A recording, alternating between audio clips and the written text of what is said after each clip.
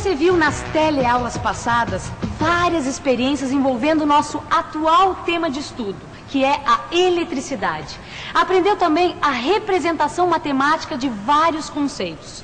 Mas em física, assim como em todas as ciências, as perguntas não cessam. E é justamente isso que faz a gente aprender sempre mais. Por exemplo, você aprendeu como carregar eletricamente um condutor, não é verdade? Mas onde exatamente estão as cargas de um condutor carregado? Bom, essa e outras perguntas nós vamos responder juntos aqui na teleaula de hoje. Na teleaula de hoje, você vai ver como as cargas se distribuem num condutor. Vai conhecer também o poder das pontas e aprender noções sobre energia potencial elétrica. E agora, muita atenção, porque a nossa teleaula está começando.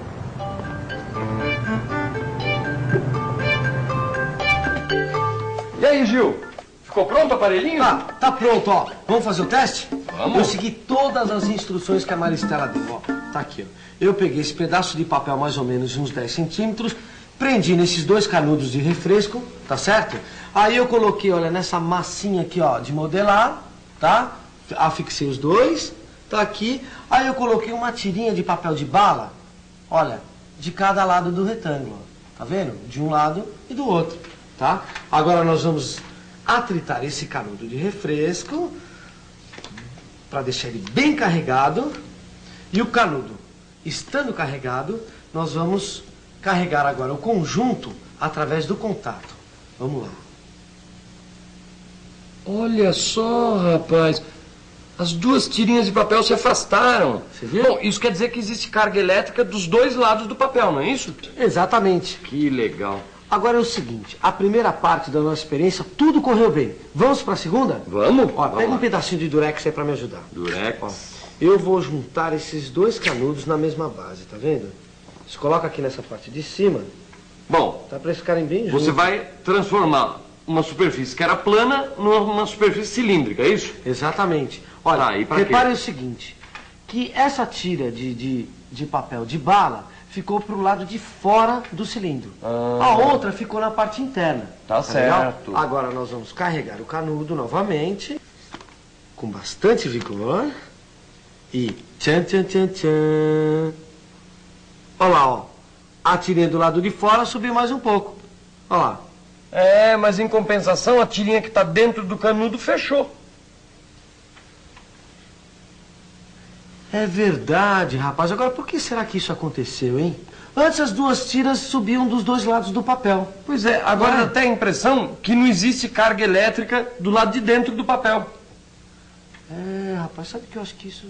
Se você fizer essa experiência, vai notar que, se inverter o cilindro deixando o lado do papel que estava para dentro do lado de fora, esta situação vai se manter. Ou seja, a tirinha que vai estar na parte de dentro é que vai ficar fechada e a do lado externo é que vai se abrir bem.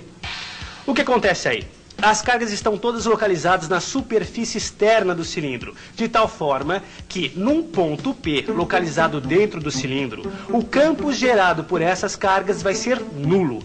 Pois é, colocado neste ponto uma carga de prova positiva Q, ela vai ser atraída igualmente para todos os lados. E a partir daí podemos obter 2 informações muito importantes. A primeira é que, num condutor carregado, as cargas vão se localizar nas suas partes periféricas. E a outra é que o campo no interior de um condutor é sempre nulo. Ô Gil, Oi, e esse outro aparelhinho aí, para que serve? essa é mais uma dica que a Maristela deu para a gente estudar melhor a distribuição das cargas no condutor. Entendeu? Interessante, né? Mas ele tem outro formato, meio diferente. É, a forma do corpo influencia na distribuição das cargas. Entendeu? Agora, ó, carregando, carregando e carregando. Vamos lá.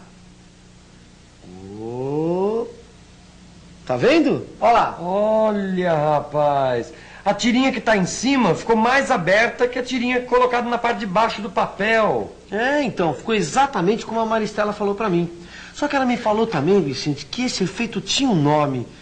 Como é mesmo o nome desse efeito, rapaz? Eu tô O poder das pontas. Como é que é? O poder das pontas, Rosinha, é que as cargas tendem a se acumular nos lugares mais pontiagudos de um corpo. Por isso, a tirinha, que está na região mais estreita, fica mais aberta. Eu não entendo. Por que as cargas ficam espremidas nas pontas em vez de se espalharem de modo igual pela superfície? Imagine uma esfera ou um disco carregado. No caso de um objeto assim, as cargas estão espalhadas uniformemente. Agora imagine uma carga Q sendo empurrada por duas cargas vizinhas, Q1 e Q2, como forças F1 e F2. Veja que as forças são iguais, pois as distâncias são iguais. E essas forças tentam empurrar a carga Q para os lados e para fora. Mas como a carga Q não pode sair do corpo, seu movimento só vai poder ser para os lados. As componentes das forças F1 e F2 são F1T e F2T, que também são iguais, pois F1 e F2 são iguais. E Q1 e Q2 estão à mesma distância de Q. O que está acontecendo nessa situação? A carga Q não sai do lugar, pois está sendo empurrada por forças iguais, na mesma direção, porém em sentidos contrários. E como a carga não muda de lugar, vamos ter sempre uma distribuição uniforme de cargas ao longo da periferia de esfera. Agora imagine um objeto com uma região mais pontiaguda e a mesma situação anterior, isto é, as cargas estão distribuídas uniformemente. Em outras palavras, a carga Q está à mesma distância de Q1 e Q2.